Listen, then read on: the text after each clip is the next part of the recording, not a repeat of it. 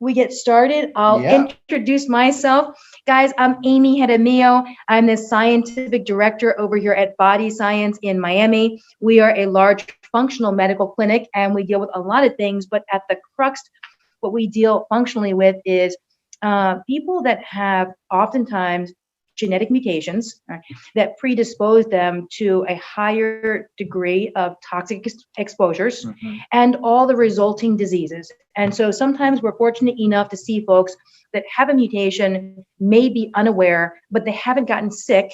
But most of the time, it's the other way around. We see folks that have never heard of the mutations, but they present with all kinds of functional illnesses, chronic fatigue or fibromyalgia, Hashimoto's thyroiditis, reproductive hormone dysregulation, gut problems.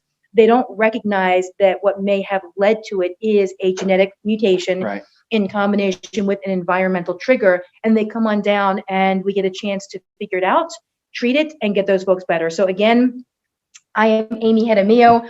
Welcome. I'm the scientific director here at Body Science and as well the director over at the MTHFR Experts Group. And I'd like to introduce Kyle. Hi, everybody. I'm Kyle. I'm the nurse manager here. And as you all know, at least from the previous webinars, I started here and I found out that I was double C positive for MTHFR as well. So this has been a personal journey for me and my own vested interest in learning about it and also in teaching about it alongside Amy.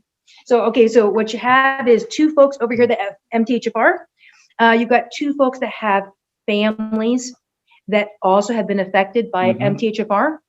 So clinically speaking, for us, we love doing this. You may imagine it's a benefit personally for both of us. Yeah. It's a benefit for our family. And what we realized, there's a lot of folks out there like us that wanted more information and initially struggled to find the right direction and manage through the symptoms of MTHFR, which are really symptoms of toxicity. And so our mission for 2021 was to start an educational series. And the reason was to try and get through a lot of questions and provide answers clinically. What we use from an expertise standpoint, a couple of things. One, our own patient population, right? So we're really effective at treating MTHFR. So through that process, we can bring the knowledge, the case studies of what we use, what kind of dosing we use, and what we have as far as results. And the reason that we like to share those is so you can mimic them for folks that can't get down to the Miami clinic or folks that aren't able to schedule a telehealth conference with us for one reason or another. This way you kind of get a direction. So if thing number one is it gives us a way to share case studies clinically. What are we doing? How is it working? And then secondly, just to reach out and again, provide the kind of information, research focused information, so accurate scientific information to help answer questions and oftentimes dispel a lot of the erroneous information that's out there. And so our goal today is supplements. Supplements. And the reason that we decided to talk about supplements, it's one of the most common questions that we hear. MTHFR, if you are MTHFR positive and you're not taking supplements, raise your hand. Okay, so meaning there are so few people with MTHFR that know they have MTHFR and have decided not to supplement. Now, having said that, supplementation is not a good thing or a bad thing necessarily. We would say, I think, we've seen plenty of people get better with supplements. We've seen plenty of people get worse. And so it really becomes a question of personalizing the supplements that you take, making sure the supplementation levels match your genome if you can. So if you do know your genetics behind MTHFR, right, what you actually have in your genes that predispose you with MTHFR, are you an A, are you a C, are you a double copy, are you a single? That's going to give you a much better understanding of the dosing requirements that you have. And the motto in MTHFR should be, if some is good, more is not better. More is oftentimes just toxic. All right, so with that, we start our slides. Let's do it. Come on. And so the only thing for Facebook Live, we won't have the slides there, but you'll at least be able to hear us and then we'll post the the slides. Zoom, Yeah. and so you can follow up there. But at least you don't miss out on us talking on the audio and a chance to ask questions at the end. Yes, and the links are posted right afterwards. If you go over to MTHFR Experts, you'll be able to see the entire slide deck. And Facebook Live folks, as well as Zoom folks, will try and do a better job next time of making sure we do both things on the same laptop, so we can get both presentations in the same place. All right. All right, pulling up slides. Okay, so the first is the introduction slide. Again, my name is Amy Jaramillo, and I'm the scientific director over here. Oh, there we are. That's us, that building over there. And then I've got Kyle over here with me. So you've got two clinical folks, scientifically focused on solving the symptoms that go along with MTHFR, running a full functional clinic along with a whole medical staff who is out seeing patients this morning in the clinic. And again, you also have two folks that have MTHFR that are really, really clear on what it looks like when it's not managed and how easy it is once it is managed. Okay. Okay, moving on. So MTHFR and supplementing. Yeah. Okay, let me tell you what we're looking at. We're looking at a test result. And so from this first test result, and we're going to show you two test results. This one, which is a negative finding or an individual that is not positive for either copy of an MTHFR variant. And then we're going to show you by comparison somebody that is the most affected, or say it differently, a double C copy. Okay, so the reason to show everybody the double C, that's right. The reason to show everybody the initial slide or a negative finding, an individual that does not have MTHFR, is because what you can see is, remember, MTHFR, methyl tetrahydrofolate reductase mutation, means you have a limitation in the amount of folate reductase that you can make. And as a reminder or a throwback to our earlier conversations, folate reductase is an enzyme that's essential in complex 3 of the mitochondria to take the B vitamin folate and activate it by moving it into a methyl tetrahydrofolate. Okay, so folate, the B vitamin, is something that you ingest. Methyl tetrahydrofolate is the vitamin that the body actually uses. And to convert one to the other, you're going to need an enzyme, and that enzyme is folate reductase. And in the absence of making that conversion of folate, the thing that you eat, into folate, the material that your body can use in that process, what you get is methyl donors and methyl groups. So in other words, when the mitochondria goes through its full cycle and it requires that reduced form of folate in order to accomplish that, at the end of that pathway, you're going to get things like detoxifiers, antioxidants, and methyl donors, including SAMe. And so again, if we look at a description of an individual that does not have MTHFR, what it means is they have 100% capacity to make the enzyme folate reductase.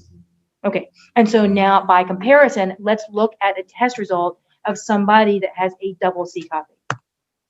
This is the version of MTHFR that is the most profound as far as potentially causing MTHFR related symptoms or symptoms of toxicity. When it comes to people with MTHFR, these are the worst when it comes to detoxification. So that's to say, an A1298C mutation infers a lot less of a folate reductase deficiency by comparison to a C677T variant. And so when you stack two C677T variants, meaning one copy from your mom, one copy from your dad, and so now both of the MTHFR alleles are affected, right? With a C variant, you're going to have the least amount of folate reductase when we're talking about MTHFR combinations. And so you can see on the slide that enzyme activity in individuals with a double C copy is only 25%. All right, so now going back to what does it look like? How much folate reductase can you make? If you do not have MTHFR, the answer is 100%. What does the body need? The answer is 100%. Okay. What are you going to use this for? You're going to use it to make energy, detoxifiers, antioxidants, and the methylation that's required to remove toxins. Okay. So from a double C copy, what we know is 25% of the time you're able to do that adequately.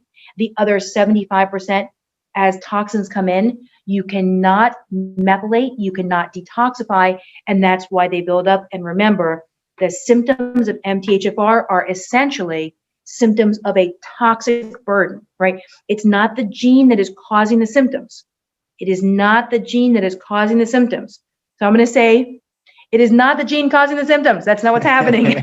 It is the buildup of toxins in an individual that is a terrible detoxifier in the methylation pathway. So although other pathways of detoxification may be optimal, genetically speaking, if things that require methylation come in, it's an area that you're terrible at. And so as those different toxins come in, you're going to feel the symptoms of each one. And so if what we're talking about is heavy metals, then commonly just headaches, moodiness, irritability. If we're talking about estrogen, then weepiness, sometimes hot flashes, weight gain. So what I'm saying is the symptoms are specific to the toxin that wasn't properly methylated out. All right. And so now let's switch to supplements. And here's the key with supplements. So we were talking about this ahead of time, right? The reason that people with MTHFR supplement is because you can't make that folate reductase. Right? And so the question is, could you make up for it? If you can't naturally make folate reductase, could you still supplement for that and make up for the fact that you don't make enough methylated folate for the mitochondria to work inefficiently? Could you jump past the mitochondrial inefficiency by adding a methylated form of folate and supporting the mitochondria through the rest of the detoxification pathway? And the answer is yes. So that's to say, this is considered a mutation, but in truth, it's a SNP, right? So the differentiation, a single nucleotide that's been switched or is polymorphic, is different traditionally than a true mutation. Oftentimes, when you have large segments of DNA that have a mutation or are erroneous through translocations or any other causes, you can't just supplement your way out of it. Instead, the body is misfolding or mismaking proteins.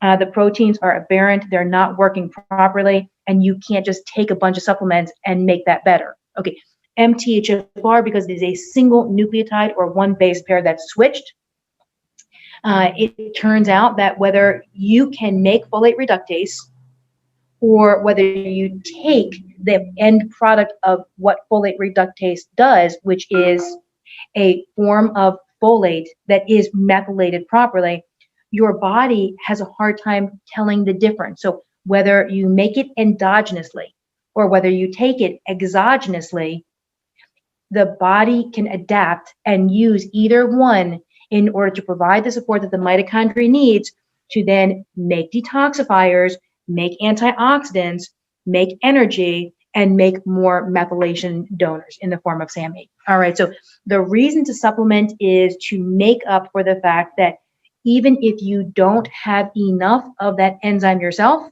even if you can't make enough methyl tetrahydrofolate yourself by taking it, right, you can make up for that mutation. Here's one caveat, guys. The mitochondria and mitochondrial function is obviously complex. Okay, we're almost at the next slide. No. And so what that means is it's not going to be a single supplement. So it's not a question of can you just take a methylated folate in order to properly get through mitochondrial function. You're going to need to support complex 1, complex 2, complex 3 in a specific order. So that's a B12, CoQ, and folate, right? Otherwise, if you just put one thing in, you kind of throw the mitochondria off. As well, we know that we're all poor detoxifiers, so supporting the detoxification pathway becomes really important as well. So what we're going to talk about today is just a handful of vitamins that become really important. The goal when it comes to vitamins is ratios, For me, I love the idea of a Oh relative yeah. ratio. It's not about taking a specific amount of a single thing. Instead, it's the combination in the precise ratio. And so we're going to start off, I think, with B12, but here's the point. There is no B12 vegetable, right? There is no B12 meat, meaning you're not going to eat something that only has B12 as a vitamin. So naturally speaking, it looks wonky to a body. It is very unphysiologic to take a lot of a single vitamin or supplement because that is not what naturally occurs in the body. And so you don't want to take huge heaps of anything, even if we're talking about folate, because oftentimes that becomes dysregulating. Okay, so now let's go through some of the more Let's do important it. supplements. All right, you want to walk us through this one? All right. So important antioxidants that support intermediary metabolites. Those are going to be your vitamin A, vitamin C, vitamin E, selenium, zinc, copper, manganese, and the CoQ. As Amy was saying, each of those has a very specific part, and they allow for other processes to happen that are important. That's why it's not just one supplement that you take, like a B12, a methylated, a B12, and then you're done. So you want to make sure to have a comprehensive plan, and just take things, like you said, in ratio. Our bodies know what they want, right? Yeah. And they want it in a certain way. And when we administer it in a super physiological manner, it's going to respond that way. It's going to say, hey, something's not right. And then that's when you're going to have a lot of times, we've seen that's when someone will have a lot of, weird side effects, and they're just taking things disproportionately. Amy will probably get into a few more things, but I just wanted to mention seeing some of these here. We are all here, but because it affects me personally, I'm working on my gut. And so this is something that I had to personally work on, is fixing my gut so that I could actually absorb and use a lot of the fat soluble products that we'll be consuming, including, vitamin D. Yeah, right. So, okay, now just 100% taking a step back. Remember, we are, as an MTHFR affected group, poor detoxifiers. And so in the world of supplementation, we're going to start that conversation on improving or supporting phase 1 and phase 2 liver detoxification. So we're talking about the cytochrome P450 pathways, as well as phase 2, so methylation, acetylation, glucuronidation, sulfur, and its role. So here's really what we're saying. It is likely, in addition to MTHFR as a mutation in phase 2 of the detoxification pathway, you may have other mutations as well, and that's common. And it can make symptoms profoundly worse, right? Because, again, you just become a magnet for building up toxins. Our goal is not to throw a bunch of supplement names or vitamin names or cofactor names and have you go out and buy a bunch of things. Right. Instead, our goal is to just kind of walk through a couple of concepts. So now thinking about this again, phase 1 and phase 2, some of the critical ingredients, vitamin A, vitamin C, vitamin E, selenium, copper, and zinc, providing those two are within balance to each other, manganese, and the cofactor Q10. Now, here's the thing that should jump out at you and your point about gut stuff. If you look at those, so vitamin A being fat soluble, vitamin E being fat soluble, CoQ10 being fat soluble. So for a lot of folks with MTHFR, what we'll hear when you come on over to the office or when we're speaking on telemedicine is you have a very healthy diet, and oftentimes you're supplementing with these things, but you're not seeing improvements. Remember, fat soluble vitamins are hard to absorb, or they can be hard to absorb if you do not have proper gut absorption. An MTHFR common phenomenon is that you've been raking toxins through the intestines. Remember, you're going to filter the toxins largely in the liver. Sometimes it's renal, sometimes it's lymphatic, but commonly it's liver. Those toxins, after they're properly packaged, properly methylated, properly glucuronidated, right, they're going to be dumped into the intestines. However, in individuals that didn't properly methylate, so that's all of us, then those improperly packaged toxins wind up in the intestines and cause a lot of inflammation. And that inflammation can oftentimes erode the lining of the gut. And then when fat soluble vitamins get down there, whether it's from the diet, whether it's from supplementation, absorption is very poor. And we routinely test stool. It may sound like a gross thing. Why do we look at poop? But the bottom line is we look at it to determine absorption. And if in fact what we find in our MTHFR folks is, or with our folks that have diseases oftentimes that result from detoxification errors, we'll look to correct the gut. And the reason is if these are key essential nutrients for detoxification, but you cannot absorb them through the gut, then you know already our first objective is not a bunch of supplementation. Our first objective is improving gut absorption in order to ensure that those key nutrients can get in.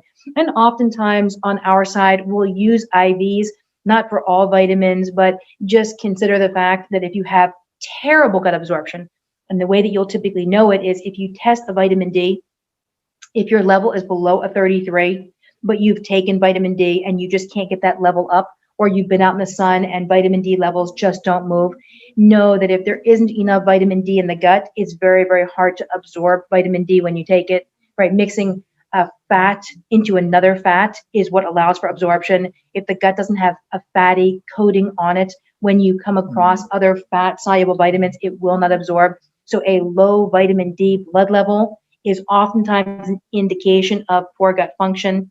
On our side, we'll always back that up with a 3-day stool just to confirm it. We'll look at beta glucuronidase levels just to see, in fact, if that, we'll look for fats in the stool, just again to confirm that poor absorption. But if in fact you have poor absorption, adding a bunch more supplements may not be your thing. Commonly in that case, we'll actually start with a detox to clean the gut lining and rebuild it. So remember, again, our goal in going through this is not to throw a bunch of supplement names at you. We will talk about key supplements. We will give you an idea of the supplements that we typically use with the patients that come on over here. But remember, just the overarching theme for poor detoxifiers, if gut absorption is poor, it is oftentimes going to be your starting point. You can take supplements, but they may not absorb if you haven't detoxed first. So that's meaning removing toxins and repairing the lining of the gut. Okay, slide 2. Okay, nutrients important for methylation. Okay, so again, the goal is not that we throw a bunch of information at you, but to talk about some really key areas. We know folate is critical. Okay, taking folate by itself is commonly a mistake. It's not how it naturally occurs, and it can cause a lot of confusion and increased mitochondrial dysfunction if you rev up complex 3, but complex 1 is still running too slow. So from everybody that can see the slides, folate, B6, B12, we know magnesium is critical, zinc and B2, vitamin C again, E, which is fat soluble, selenium, DHA, and the probiotics or the microflora in the gut become critical. Okay, so here's the takeaway. Not that you write at home all these vitamins. That's not what we're saying. Instead, again, we normally use combinations that are already designed for the genetic mutation that you have. We find it's easier than just trying to stack your own and trying to come up with the relative ratios. The key in showing this to you is to say methylation is a complex process. It is not a single vitamin, but rather a collaborative approach between a number of, and they're not really vitamins, they are cofactors or substrates that create a reaction in a very well orchestrated kind of concert. And in the absence of balancing that, commonly supplementation can lead to problematic outcomes, right? So as far as dietary, make sure you're focusing on these things, and we'll go through like a couple of dietary points, but the number one priority is not taking a bunch of supplements. The number one priority is making sure that you're eating foods that are rich in these vitamins. The number 2 priority is making sure you've got good gut absorption, right? Your poop is a pretty good way to determine how your gut is working. Are you having a daily bowel movement? Does it look normal, right? Does it look like the right color, the right texture, the right form? Okay, if it doesn't, then you know even before supplementation, your first goal is to address your gut. Do not do things that are not physiologic, meaning the body likes things in a specific order and in a specific ratio. Do not just dump in single supplements or single ingredients, because that's not how the body actually works. And instead, make sure that you're using things that are known to be MTHFR safe, that are indicated for MTHFR. Any thoughts on your side as far as methylation? Probably on the food side, which is where I struggle the most, and in terms of supplementation. Yeah. And so I was able to supplement until I was able to find the sources of food that really were able to raise my levels. Yeah. And I think with that, just our approach to doing things is we love numbers. We love being scientific. And so, we were able to retest certain things. Like, for instance, my vitamin D was still low even after supplementation, or, it's one of those things where you think you're doing the right thing, but you really, especially with MTHFR, like we want to know exactly what's going on, and not just, we want to take the guesswork out of it. So from there, as you were saying with the IV, I switched over to, sub-Q vitamin D for a bit, Yep. got my levels up right away, and now I can continue just supplementing normally with vitamin D. So, it really, food is definitely integral part of this. And then just one other thing, I mean, you've moved largely to a lot of good quality food. You normally come in the morning and you have your whole blender. Here, no. Okay. No. With all of your really healthy stuff. So that was like a really big change for you. Huge change. Yeah. And then the point about vitamin D sub-Q, that came out of a Mayo study that was looking at how to best absorb fat-soluble vitamins. And again, finding a route that circumvents the gut. Water-soluble vitamins are relatively easy to get. Fat-soluble are a lot more difficult because they rely on good absorption in the gut. And so if there's diminished gut absorption, they become a problem. Yeah. Vitamin D is so critical, right? As an immune modulating material, it really is not a vitamin, right? It functions both as a hormone and as an immune regulator, in addition to its abilities to function as a vitamin. And so when it comes to the fat-soluble, critical, really cofactors, how bodies run reactions. And again, we're talking about things like vitamin D, alpha lipoic acid, as a thiol that turns on a detoxification reaction. We're talking about CoQ as an actual cofactor. So for those fat solubles, A, E, K, E is so integral to reduce inflammation. The goal is, if you take a bunch of it and you're not absorbing it properly, you can make yourself very toxic, right? Because you can't eliminate it as fast as water soluble. So a water soluble, B's and C's, for example, you take too much, it's still going to come out in your urine. It's kind of hard to poison yourself. You take too much fat soluble, you can very definitely poison yourself. And so again, what you want to work on is best absorption rather than throwing in a bunch of vitamins. Just talking one more time. For me, I normally rely on a detox as my starting point. Everybody knows, because I talk about it routinely, I happen to like the P5.0 detox for that. When it comes to MTHFR, I find that it's very, very effective at repairing gut health and removing toxins from the liver. If you like that one, that's my recommendation. But there are a lot of other good MTHFR safe detoxes out there. So find one that you like. But if you're trying to improve gut barrier function and general gut absorption, know that you may have to use a detoxification approach initially. Can I talk about the cofactors real quick? No, for sure. Tell us. Knowing about the cofactors, and because that word is thrown around a lot, right? It's a cofactor. When I actually learned what happens as a cofactor, it really empowered the way that I think about health. When we take, let's say, the Krebs cycle, the citric acid cycle, and very simple, it's the cellular way that we produce energy. And then when you were able to put it out on a diagram for me, and you said these vitamins are required for these areas of energy creation, and then you explained it to me in the way of, if we don't have these things, our body is still going to make energy, right? But it's a lot like a car without a tire, right? So a flat tire. The car is still going to get probably from A to B, but it's going to have a lot of residuals, going to have a lot of sparks. That tire debris is going to just blow out everywhere. You're going to have a lot of gunk, a lot of byproduct of inefficient energy production. Yeah, junk building up in the And so that's exactly what happens inside of us. And the diagrams that we have here that you were able to show me show the actual byproducts of inefficient energy production and how clean and how it's actually supposed to be, where magnesium fits in the electron transport chain, where the B vitamins, each one, and how toxins also impede those cycles. Yeah. So then now just kind of using an example of that, right? So let's talk about breaking down fat, because we're just talking about fat soluble vitamins. So whether we're talking about vitamins or whether we're talking about fat in foods, so DHA, EPA, ALA, so avocados and almonds and walnuts, red meat and egg yolks. Okay, so when we're talking about fat, the question is, what do you need as a cofactor to break it down?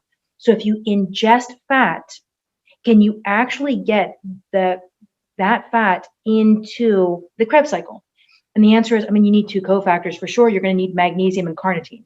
In the absence of proper magnesium and carnitine, what you're going to get is unwanted junk, right? Yeah. So this buildup of subearic and adipic acid, what it's going to look like is gunk inside of those cells, right, that's going to impede proper mitochondrial function. When we're talking about getting carbohydrates, for example, into acetyl-CoA, and so into a Krebs cycle, you start becoming very, very reliant on B vitamins. Mm-hmm. Right? And so remember, there's three fuel sources, proteins, which are going to break down into amino acids, fats, and carbohydrates, which are going to break down into sugars. And the question is, how do those three ingredients get broken down? And the answer is, they must have their unique cofactors to do it. So if you do not have the substrate to drive the reaction will not happen. And so when we're talking now minerals as cofactors, so magnesium, selenium, zinc, calcium, when we're talking about minerals by definition are tough to break down. Okay, so the body uses them over time. And what that means is you can take very, very tiny amounts, trace minerals, right, and get a huge bang for the buck because you break them down so slowly. So their configuration is designed in a way where they are naturally time released. Okay, so the question is, what happens if you don't have that foundation in the body of those time released minerals that are designed so when you eat the next food and it requires a mineral to break it down, you have it not necessarily because you ate it at the same time, but because it's going to last in the body at least 24 hours from the time that you did ingest it, except when you're running really, really low on those trace minerals. And now you can't activate the reaction. And so now you can't take that food and actually burn it by converting it into acetyl-CoA and getting it into the electron transport chain of the mitochondria. And so to the point that you brought up, I don't mean to move us into crazy deep biochem, but here was my point. Here's all I wanted to say. It's not to say it's a complex scenario. That's not what I'm trying to say. What I am trying to say is there is balance. It's not about a single thing. It's not about a single cofactor or a single vitamin. Instead, remember the way that these reactions work, you have the substrate, the thing that you're actually using, right? And then you have the initiators that are required to activate that substrate. So you've got the ingredient, I don't know, again, in this case, let's go back to fat, right? The substrate fats, the mitochondria and the peroxisomes, they're going to need that to burn. But then even though you've got that substrate, you're going to have to actually create a reaction in order to move it into a usable form. And what you're doing for that is pumping in the other ingredients, in that case, magnesium and carnitine. If you do not have those two ingredients, you will not properly burn that fat, and you'll be left with, as you described, this greasy, gross mess in the cells that over time makes that cellular function very inefficient. So you want a balance of things. So whether you are supplementing or whether you're eating a healthy diet, you want things to be physiologic or balanced. All right. And then, okay, to that. That was good. That was I think we could do some claps. We could do claps, right? I think on Zoom they can like Because digital do a little. That was great explanation. That's awesome. here's the thing. Thank you. It's the things that we know already, but I think to hear it and actually think about the complexity of taking the ingredient, the substrate, and making it active through a cofactor or a group of ingredients, it kind of gives you a bigger picture. And we're looking now at a B12 slide, and here's the reason we decided to put this slide up. We know B12 is critical to mitochondrial function. We know that it's critical then to methylation, right? Because if the mitochondria cannot work properly, so complex 1, the cofactors B12, complex 2, CoQ10, complex 3, folate reductase to make a usable folate. So even though it's a little more complicated, those 3 ingredients are critical. And here is the point with B12. 2 things. Number 1, it's only found in animal products. So we have folks that come on over trying to be healthy, and they've switched to a vegetarian or vegan approach, not for ethical reasons, but for health-based reasons. And so in that case, just be careful. It is very, very different when you supplement something versus when you ingest it. Bodies like to get their vitamins from food. They are less able to efficiently get vitamins from supplements. So be careful if you are a vegetarian or you are a vegan. And then the other thing is just to talk B12. So here's common foods: sardines, salmon, tuna, cod, lamb, beef, liver, chicken, eggs, rainbow trout, haddock. Okay, that's what's on our list. And the question is, why are we naming all these things? And here's the answer. How many folks this morning got up and decided, I'm going to have sardines for breakfast? Right? How many folks had liver for dinner last night? Is anybody planning to cook up haddock this afternoon?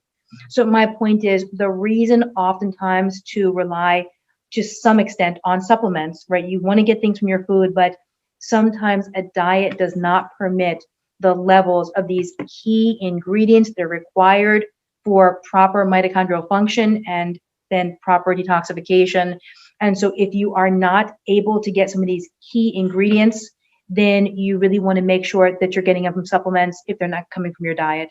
So again, our option is always diet first, but it can be challenging to create a healthy diet that's balanced enough to get these critical ingredients that are required for mitochondrial function. So the reason we're showing you these foods is not to do diet planning. We can always do a conversation at some later point on that, For sure. but instead to say it can be tough sometimes to get even easy water soluble vitamins if your diet is not built around this.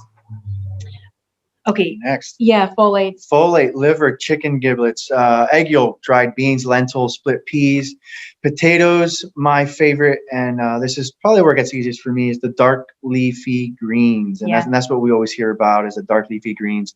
That'll include kale, bok choy, asparagus, Swiss chard. I mean, all these different things. And so again, why are we naming these things? This is easy for you, right? You could go online and figure out which foods include B12, which foods include folate. Why are we having this conversation? And the answer is, even though you know that these are the foods that include these critical vitamins for the mitochondrial cycle, remember again, when you have an MTHFR mutation, what you really have is a mitochondrial inefficiency, or to say it differently, a mitochondrial dysfunction. That's what you actually have. You are, as a result, methyl deficient, and for that reason, you have a detoxification error that is going to lead to an increased risk of building up toxins. Okay. What you're going to need to do is to improve efficiency. You're going to have to do that by improving how the mitochondria is working, by optimizing the ingredients for that mitochondrial function. And so what we're talking about now are foods that the mitochondria love. In the absence of proper mitochondrial function, there's going to be not enough energy, not enough detoxifiers, not enough antioxidants. Specifically, what does that feel like as far as a symptom? Fatigue is usually at the top of that list. For a lot of people, it feels like achiness. Again, low energy is for sure. And a general sense of being toxic. So whether that's feeling generally slow, having sluggish gut motility, so constipation, having erratic gut function, so that could be constipation, water retention. So whether you feel it in your hands or in your feet, whether you see those bags under your eyes, whether it's the fact that the metabolism now is too slow, so you're always feeling slightly cold, whether it's the fact that the metabolism is erratically fast sometimes, so all the hot flashes. Mentally, when toxins build up, it's going to be mood swings, irritability, difficulty with mood control. So happy moving to anger or sadness easily, but harder getting back to happy. Wake ups at nighttime, which is a really, really common thing. Again, it's what a toxic profile looks like. So remember, the goal is a balanced diet and supplementing when your diet doesn't provide the things that you need in order to optimize mitochondrial function. Okay, this is not we're looking at a slide from the MTHFR store. It is not a sales pitch. So let me just kind of orient what we're looking to do. What we did was, as a group, we worked to try and create protocols for each of the MTHFR mutations and put them on the MTHFR store. You can go to the MTHFR store, or you can find products that you like, right? So find what you prefer. The easiest for us is to show you two things and to show you those products as a snap or a slide. That will do one of two things. It will either give you a home to find your own MTHFR ingredients if you'd like to go to MTHFR store, or at least to give you kind of an understanding of the ingredients that we recommend over here. So we're not going to talk detox today. The P5.0 detox is on that same website. But what you'll be able to see is you can find your own genetic mutation or SNP. You can see two different things. We'll start with the essentials package. The essentials are the basic or bare most important nutrients that you need. It becomes a financially manageable way to do supplements, meaning it can be tough to stay on top of the cost of supplements. And so the question is, what is the most essential, the most needed supplement that you're going to have to get when you have MTHFR? And so when you look at that website, you can see a single A copy versus a single C versus a double C, a double A, an A and a C. So you can easily match up your genetics with not just the ingredients, but what you get is the list of how to take them, so you get the right amount of supplementation. And if we could see the next one, you're seeing by comparison the total relief package. So that's when we add in the additional vitamins that drive things. So now you're not talking about the most basic, but you're talking about a larger, more comprehensive way to craft proper mitochondrial function. And so again, what I would tell you is one of two things. If you have supplements that you like that you're taking from some company other than BiomeIQ, on my side, BiomeIQ, it's a company that has MTHFR safe products, right? So I want to make sure additives, fillers are controlled. And so meaning they're not around. I want to make sure all the ingredients are in the ratios for somebody that has MTHFR or any other detoxification error. And so on our side, it's easier just to use a company that we know and trust. It doesn't mean that there aren't a lot of other good companies out there. There are. Right. Again, this gives you a template of what we use and how we match it in our office to a genetic mutation. The lab results that you saw earlier also came from MTHFR store. To disclose conflicts of interest, we are associated both with BiomeIQ and with the MTHFR store, so that you know that right up front. But again, the reason that we got involved with both, we needed supplements that we could trust. When folks come on over here to the clinic, we know that we have the responsibility to get them better, meaning if we don't have products that we know are going to work, we're going to be kind of in a jackpot. Somebody comes the first time, we promise to get them better. If they're not better, now the question is why? And so we know that we need ingredients that are actually going to work. And for that reason, it made sense on our side, rather than just using different companies to develop a product group that we knew we could count on. So remember, again, there's definitely a bias on our side. So that's what you're hearing. You're hearing the fact that we use these products in clinic, that we were involved in the development of this product group. And so if, again, there's something that you like different than BiomeIQ or outside of the MTHFR store, that for us is not a problem. This gives you a clear idea clinically of the process that we use, the combinations that we recommend. Okay. And then let's see, what do we have? We're almost done with, oh, okay. So we're up to the question slide. So that was everything you can see over here. If you're looking for our information, we are not a .com, we are a .life because, yeah, because we deal with health and we deal with the real things that go on in life. So we're www.bodyscience.life. If you have questions, you can go to info@bodyscience.life and ask them. You can see the website for the MTHFR store, which is just mthfrstore.com. You can see our blog that has a lot of MTHFR information, which is mthfrexperts.com. We try really hard to make sure that we put a bunch of useful information. Again, it's not useful, it's scientific, right? So our goal is to provide the facts in unbiased fashion, then to allow each person that watches this to make the decisions that are best for you, right? So what we're trying to do is just provide a lot of educational information to empower you to make the decisions that you need to feel your best with MTHFR. And I think the blog is a pretty good source for it. It will list things like the worst foods when it comes to lots of folate, the best foods when it comes to MTHFR mutations. There are a bunch of articles over there designed to help you navigate this mutation. Want to go to questions? Let's go to questions. I know there's a bunch of you guys out there. We've been seeing questions that have built up, but I think we probably just do a couple of questions, guys. We're running over. We seem to do that every time. We have a patient in 6 minutes, but in spite of that, and knowing we always commit to the idea of doing 30 minutes. Yeah, I know. I know. Kyle puts a watch over there. So I can see the watch. I don't like still in spite of that. We seem to. Okay, so our goal always is to answer a bunch of questions. We're usually left with enough time to go through 2 or 3 at our max. So I see Tammy out there. Hey, Tammy, we know Tammy. Tammy, we love you. We know that you're really well versed on MTHFR, so it's always great to have you.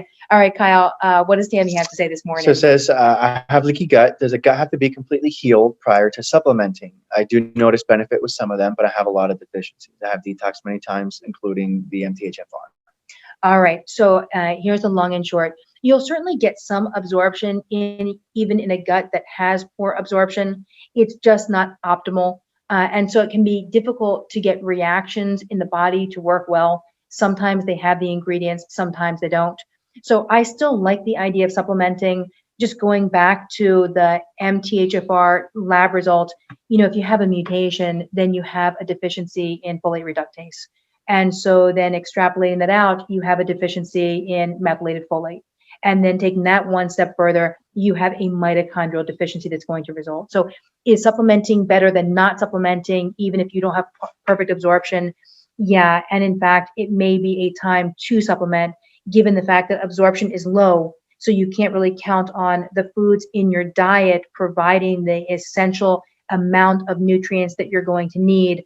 I don't dislike the idea of supplementing. I guess what I would say is, I don't like when people just supplement without a plan to resolve gut issues, right? Because that is kind of a problem waiting to happen. And so if the goal is you're supplementing as a short-term solution for a better long-term approach, and you're cleaning your gut during that time, you're resolving leaky gut during that time, you're improving the gap junctions during that time, then supplementation, I think, Tammy, is more than reasonable. But remember, you're not really trying to supplement and use that as your permanent solution. You're trying to fix the underlying problems leading to these MTHFR related symptoms. And the way to do that is not through a single strategy of just supplementation, but rather through an actual well thought out strategy, which is going to start with repairing the gut in order to improve gut absorption. And then just talking about how we handle that over here. We do a couple things. So number one, we'll test for both immunoglobulin A and immunoglobulin G when it comes to the integrity or the permeability of the gut. And so we'll get the list of foods so we know where people have to start eliminating. If you're going to order it from our office, you're welcome to. If you're not, make sure that you're careful. We spoke on a prior segment about sensitivity and specificity in labs. meaning the immunoglobulin A and G testing is only as accurate as the lab's accuracy value. So in other words, if you have a lab and they're testing egg yolks, but those egg yolks are only raw and you're not eating raw, right? And so your reaction is to raw but not to cooked, you don't really have a reaction. They haven't actually tested the food in the format that you'd be ingesting it. So remember, you're just trying to make sure that you're using labs that have the right type of testing. So, and then we're always going to do a 3-day stool test kit. We're looking for absorption. We're looking for degrees of inflammation. Yeah. We're looking for commensal or healthy microflora to be able to repopulate the gut. And we're looking to rule out any kind of infections, right? So you want a comprehensive gut strategy on our side to fix the gut. We'll almost always use vitamin D. So we'll look for a vitamin D lab value to determine dosing. We'll almost always use an EPA and DHA balanced omega. We'll always use a combination of probiotics. If there's a lot of overgrowth of bad guys, even if they're good guys that have gotten out of control, we'll use a detoxification probiotic strategy initially to kind of reduce the overgrowth of even commensal or good microflora. If there's bad guys down there, we'll look to treat it, right? We see lots of infections in the gut, and infections in the gut are kind of sneaky. People can have them for extended periods of time and never know them, never feel like they have any kind of irregularity in the gut. And so I would say out of all the 3-day stool tests we run, what do you think percent-wise where we pick up an infection? I would say a good 80% come back with a minimum or even more, possibly pathogenic to concretely pathogenic. Yeah. Now, remember, it's a biased look at things, the 80%, because we're seeing folks that are sick. We're testing folks that have MTHFR a lot of times and have symptoms. So we know likely there's something going on. But I would say if I had to guess it out, and this is probably a better question for the labs that run these kinds of tests, but I would guess about 20% of the population has a gut-borne pathogen that individual is unaware of. We commonly see Enterobacter overgrowth, Citrobacter, and Klebsiella. Those are probably, those are probably the most common. And it's impossible to correct a gut problem if you have a gut infection and it is untreated. It doesn't matter how many probiotics that you take, right? The probiotics can't latch on because there's the overgrowth of this pathogen. And so again, Tammy, to your point, can you supplement? And the answer is yes. As one prong of that strategy, remember this is a multifactorial approach. It's not just a question of can you reverse the related toxins and symptoms of toxins in MTHFR by just adding supplements. Typically, you cannot. You're oftentimes going to have to as well pair it up with a strategy, medical focus strategy on healing the gut. And in order to do that, you're probably going to have to know what's going on with your gut function. So again, on our side, we're always going to do an immunoglobulin A so we can see what's going on in the mucosal lining, and immunoglobulin G so we can see what's breaking through the barrier. We're going to do a 3-day stool test. And then from that, we're going to formulate a gut healing protocol. Yeah. Yep. All right. Any other? Tammy, holy cow. You're like okay. I think we could probably do one more. Yeah, we could do one more. Okay, so Tammy, you got a lot to do say your care plans only account for MTHFR, or do you consider other SNPs? Yeah, also, and COMT. And then we could probably answer like 2, and then how can we get in contact with you? Okay, so a couple things on COMT. It's something we're very, very well versed with. It is a methylation deficiency as well, but it is specifically in the catecholamine family. So it's the catecholamines that are missing the methyltransferase. I get that that's a mouthful, but it is very definitely something that can make MTHFR feel infinitely worse when you have both mutations, because you have now 2 methylation deficiencies, and COMT in particular is a methylation deficiency that's going to affect neurotransmitters, or the catecholamine family of neurotransmitters. So now we're talking dopamine, epinephrine, and norepinephrine. So you can shift from dopamine into the other 2 or vice versa, but it's hard to shift back is what happens. We normally use methylation 3 as a starting point for that, just to throw something out there for you guys. It's on the MTHFR store, but the long and short, COMT is a conversation in and into itself. So when it comes to what we treat all types of mutations. So whether it's a glutathione transferase mutation, whether it's the cytochrome P450 mutations, a 1A1, a 1B1, a 2C19, 2D6. So the long and short is I could throw out a bunch of them. We deal with them every day. It's difficult for us to navigate through all of them on a 45-minute call. If the question is that something we work with? The answer is yes. If the question is, could we give you all the information on how to address it in a single call? We can't. We may want to in the future kind of divide them out, but I think at the moment, for the rest of these conversations, we stick with general MTHFR rather than off-roading into other mutations. But if you have those specific needs, it probably is going to be a situation where we work together one-on-one. You're welcome to call the office to schedule an appointment.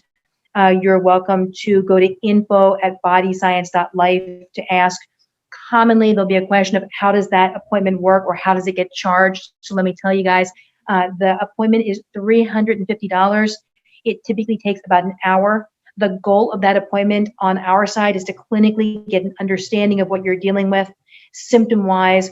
If you have labs, we'll take a look at those labs, and then to put a treatment plan in place, or at least to make a starting point for that treatment plan. If you have a physician, for us, we will work with that physician. If we need labs, we'll either work with that physician or we can always write those orders depending on if you are an actual patient of ours or not. Let me think. Oh, we were talking about this before. Oh, hey, Catherine. Thank you. Listen, thanks for joining and thank you for your comment. We were talking about the fact that it's COVID, meaning we know a lot of folks are in trouble financially. It's just a sign of the times, unfortunately. And so we were talking about, is there a way that we can change consult fees and just try and make them more affordable? We don't have a great solution, but we were talking to the office manager this morning, and our point was we really want to try and make this more accessible. And one of the recommendations that she had was to decrease the cost, and instead of a one-on-one, do small groups of 5 people. So even though it's not one-on-one, we could answer an awful lot of questions over that same hour. And so we'll likely put that into place. And that way, for folks right now that just cannot afford a standard consult, or again, the $350, that we have another place, another cost. And so what they were recommending this morning, what Milena was talking about, was probably $175. It felt more reachable, more manageable.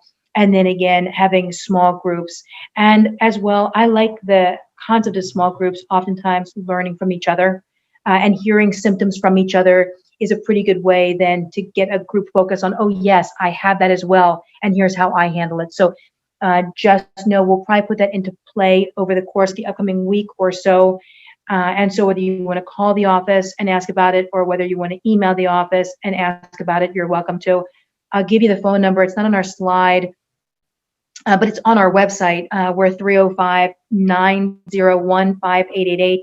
To get more information, again, just go visit the website if you'd like. It's bodyscience.life. It's not a .com. Or again, to ask questions, info@bodyscience.life. And then remember, guys, our goal is education, ideally unbiased, factual, scientific information to help get through some of the confusion and misinformation that's out there in the MTHFR world. And for that reason, we try and do these twice in the week. We continue to rotate topics. Last time, we looked at patient case studies. In the future, we'll look to do that as well, so you can see an individual with a specific group of symptoms, how we treated those symptoms, and the improvement in those symptoms. So we'll continue to do case studies. I think they're infinitely valuable. We'll continue to do things like this and focus on areas. In other words, MTHFR, is it causing thyroid dysregulation and what to do for that? Is it causing gut dysfunction and what to do for that? So we'll keep pulling those things out. And then finally, we are in the process of trying to launch something specifically for MTHFR and fertility. We know it's super important and one of the most asked about topics. We had initially thought to just kind of put it in to the rest of this conversation and realize it is a topic in and unto itself. Dr. Farrow is OB-GYN and an MTHFR expert, so we'll have him on those conversations as well. and we will look to launch that at some point over the next month or two to address both for men and women how to improve fertility with MTHFR for women when you become pregnant, how to reduce the risk of miscarriages, why miscarriages may happen in MTHFR, and we'll talk about what to do when your baby is born if they have MTHFR, how to manage through, especially that first year. So again, keep in mind, our goal is a couple things. One, to try and make this information more accessible by getting a more cost-effective consultation for folks that are okay not having one-on-one but still having a lot of information and being able to answer a question. Thing number two, to continue to tease out some of the areas that are really important. Again, Tammy, your question on COMT, we may find that having a COMT group or conversation becomes important, in which case we can spin off, aside from just MTHFR, COMT, because we know it's its own unique group of needs, especially on the mood side. And again, the fertility part that we'll look to start working with. All right. So it was great seeing everybody today. I hope this was useful. If you have topics that you want to discuss, then on Facebook, go over to the MTHFR experts group and put it out there. Let us know what you want to hear about. We craft these just for you. We get together the morning of, we throw our slides together, and we think about what have people been asking about over the course of the last week. And so if there are things that are important for you, then they're important for us. So let us know, and we'll make sure to discuss them. All right. That was awesome. Let us know, for real. Let us know. We really do craft these just for you. So we make it off of your feedback. Yeah, we do. And plus, we love to hear from you guys. All right. So let us know what's going on. And we'll look forward to seeing you next time. We're typically Mondays and Thursdays. So we'll probably see you guys Monday. All right. Take care, everybody. Bye.